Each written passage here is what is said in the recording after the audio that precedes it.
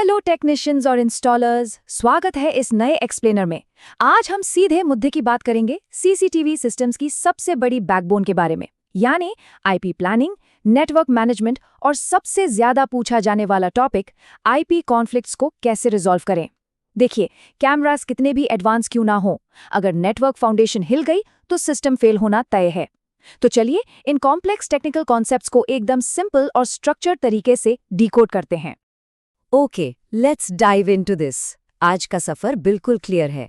हम शुरू करेंगे आईपी एड्रेसेस के बेसिक फंडा से, फिर समझेंगे स्टैटिक और डायनामिक आईपीज के बीच का डिफरेंस। उसके बाद हम देखेंगे फ्लोर वाइज आईपी प्लानिंग की स्ट्रैटेजी, आईपी कॉन्फ्लिक्ट्स को समझना, उन्हें डिटेक्ट करके फिक्स करना, और फाइनली कुछ real world CCTV network examples. एकदम स्टेप बाय स्टेप चलेंगे। तो शुरुआत करते हैं पहले सेक्शन से, आईपी एड्रेसेस एक्सप्लेन्ड। किसी भी एडवांस सेटअप को समझने से पहले ये क्लियर होना जरूरी है कि आखिर एक नेटवर्क के अंदर डेटा ट्रैवल कैसे करता है। बेसिकली एक आईपी एड्रेस नेटवर्क पर मौजूद किसी भी डिवाइस का अपना एक बिल्कुल यूनिक डिजिटल एड्रेस होता है। इसको एक सिंपल कुरियर वाले के एग्जाम्पल से समझते हैं। जैसे एक डिलीवरी बॉय को पार्सल पहुंचाने के लिए एक एग्जैक्ट घर के एड्रेस की जरूरत पड़ती है ना, बस बिल्कुल वैसे ही नेटवर्क पर कैमरास और एनवीआरस को डेटा पैकेज सेंड और रिसीव करने के लिए इस आईपी एड्रेस की जरूरत होती है। अगर एड्रेस मिस हो गया या गलत हो गया तो डेटा को पता ही नहीं चलेगा कि इसकी सही डेस्टिनेशन कहाँ है।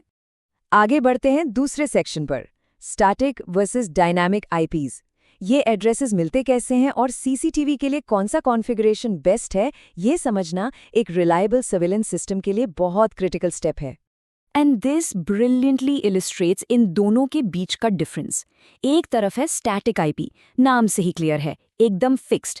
इसे मैन्युअली सेट किया जाता है और ये अपने आप कभी चेंज नहीं होती। सीसीटीवी और एनवीआरस के लिए ये एब्सोल्यूट परफेक्शन है, क्योंकि इनकी नेटवर्क लोकेशन फिक्स्ड रहनी चाहिए। दूसरी तरफ होती है डायनामिक आईपी, जो राउटर अपनी डीएचसीपी सर्वर के थ्रू रैंडमली असाइन करता रहता है। ये टाइम के साथ बदल सकती है, और सीसीटीवी के केस में इसको यूज करना लिटरली अपने ही पैर पर कुल्हाड़ी मारने जैसा है, क्योंकि अगर आईपी अचानक चेंज हो गई तो एनवीआर अपने ही कैमरा को ढूंढ नहीं पाएगा और रिकॉर्डिंग तुरंत रुक जाएगी। अब आते हैं तीसरे सेक्शन पर, floor wise IP planning. Technical basics तो हो गए, अब बात करते हैं सीधे स्ट्रैटेजी और प्रोजेक्ट डिजाइन की, खासकर मल्टी स्टोरी बिल्डिंग्स के लिए। बड़े प्रोजेक्ट्स में रैंडम आईपीज बांटना आगे चलकर एक बहुत बड़ा हेडेक बन जाता है। इसके बजाय एक क्लियर नंबर्ड सीरीज बनानी चाहिए। मान लीजिए एक 3 स्टोरी बिल्डिंग का प्रोजेक्ट है। हम ग्राउंड फ्लोर के कैमरास को 192.168.1.10 से लेकर 1.20 तक की आईपी सीरीज दे सकते हैं। वहीं फर्स्ट फ्लोर के कैमरास के लिए 1.30 से 1.40 की रेंज फिक्स कर दी। इस स्ट्रैटेजी के फायदे बहुत क्लियर हैं। एक तो रैंडम असाइनमेंट का झंझट बिल्कुल खत्म, दूसरा मेंटेनेंस बेहद आसान हो जाती है, और सबसे बड़ी बात, अगर कभी कोई फॉल्ट आए तो आईपी एड्रेस देखते ही इंस्टेंटली पता चल जाता है कि किस फ्लोर का कौन सा कैमरा खराब है। इससे ट्रबल शूटिंग का टाइम लिटरली आधा हो जाता है। चलिए नेक्स्ट सेक्शन देखते हैं, अंडरस्टैंडिंग आईपी कॉन्फ्लिक्ट्स। ये टॉपिक थोड़ा सीरियस है, क्योंकि आईपी कॉन्फ्लिक्ट नेटवर्किंग का सबसे बड़ा और सबसे इनविजिबल दुश्मन है। तो यहाँ एक बहुत ही क्रिटिकल सवाल उठता है, आखिर एक आईपी कॉन्फ्लिक्ट होता कैसे है? ऐसा क्या होता है कि अच्छा भला चल रहा है नेटवर्क अचानक से डेटा पैकेट्स को टकराने लगता है और परफेक्ट चलने वाले कैमरास ऑफलाइन चले जाते हैं? इन कोलिजन्स के मेनली 2 ही रीजंस होते हैं। पहला है मैनुअल एरर। इंस्टॉलेशन की जल्दबाजी में कई बार सिंपल ह्यूमन एरर हो जाती है, जहां गलती से 2 अलग-अलग कैमरास को एग्जैक्ट सेम आईपी एड्रेस दे दिया जाता है। और दूसरा, जो शायद सबसे कॉमन कारण है, वो है डीएचसीपी ओवरलैप। ये तब होता है जब नेटवर्क का राउटर अपने ऑटोमेटिक पोल से किसी मोबाइल या लैपटॉप को वही सेम आईपी ऑटो असाइन कर देता है जो पहले से ही किसी कैमरा को मैन्युअली दी गई हो। दोनों ही सिचुएशंस में डिवाइसेस के बीच झगड़ा शुरू हो जाता है और नेटवर्क क्रैश कर जाता है। आते हैं सेक्शन 5 पर, डिटेक्टिंग एंड फिक्सिंग कॉन्फ्लिक्ट्स। हालांकि ये एक इनविजिबल थ्रेट लगता है, पर इसको हंट डाउन करने और जड़ से खत्म करने का एक बहुत ही solid step by step process है। So the crucial point is, इस कमांड लाइन प्रोसेस को ध्यान से समझा जाए।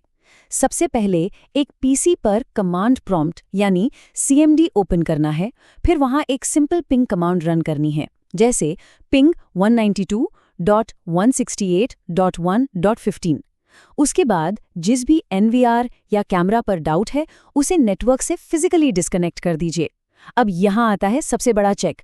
अगर डिवाइस निकालने के बाद भी पीसी पर पिंग की कंटिन्यूस रिप्लाईज आ रही हैं, तो इसका सीधा सा मतलब है कि नेटवर्क पर कोई और डिवाइस चुपचाप उस IP को यूज कर रहा है। कॉन्फ्लिक्ट तुरंत पकड़ा गया। अब इस प्रॉब्लम का एक अल्टीमेट प्रिवेंटेटिव फिक्स देखते हैं। सबसे असरदार टेक्निक ये है कि CCTV सिस्टम की स्टैटिक IP सीरीज को हमेशा राउटर की ऑटो असाइन रेंज यानी DHCP पूल से बिल्कुल बाहर और आइसोलेट रखा जाए। एग्जाम्पल के लिए, अगर आपके राउटर का DHCP 100 से स्टार्ट हो रहा है, तो अपने कैमराज और NVR को 10 और 50 के बीच में सेट कर दीजिए। इस स्ट्रिक्ट सेपरेशन का फायदा ये है कि नेटवर्क में ओवरलैप की पॉसिबिलिटी बिल्कुल जीरो हो जाती है। चलिए फाइनल सेक्शन पर आते हैं, रियल CCTV नेटवर्क एग्जाम्पल्स। अभी तक जो भी कॉन्सेप्ट्स और थ्योरीज हमने डिस्कस की हैं, उन्हें एक कॉन्क्रीट रियल वर्ल्ड ब्लूप्रिंट में रख कर देखते हैं। Now, what's really interesting about this slide is, ये देखिए कैसे एक 8 कैमरा और एक NVR सिस्टम परफेक्टली डिजाइन किया गया है। राउटर की बेस IP है 1.1, NVR जिस सिस्टम का ब्रेन है उसे एक बिल्कुल clear high range static IP दी गई है 1.200, और जो कैमराज हैं वो एक सिंपल मैथमेटिकल सीक्वेंस फॉलो कर रहे हैं। कैमरा 1 है 1.11 पर, कैमरा 2 है 1.12 पर। ये सिंपल सीक्वेंस स्ट्रैटेजी गारंटी करती है कि आपका सेटअप कंप्लीटली कॉन्फ्लिक्ट फ्री रहेगा और हर एक डिवाइस बिना किसी कोलिजन के कम्युनिकेट करेगा। तो अब आखिर में एक बड़ा सवाल, क्या इस सेशन के बाद अगली CCTV network installation completely fault proof बनने के लिए तैयार है?